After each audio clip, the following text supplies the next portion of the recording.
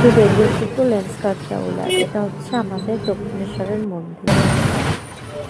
ভীষণ ট্রাফিক। এখানে একটা ক্যাফে হয়েছে নতুন, রাইডার ক্যাফে, বাট শুনেছি অনেক দাম, তাই এখনো পর্যন্ত যাই।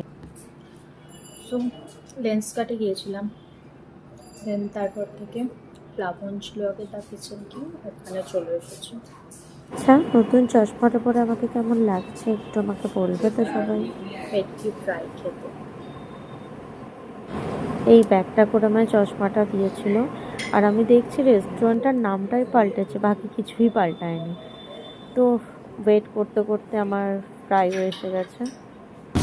এখন দেখছি আমি খাওয়ার ভিডিওটা করতেই ভুলে গেছি। খাওয়া দাওয়া হয়ে গেছে, একটা ফিশ ফ্রাই খেয়েছি।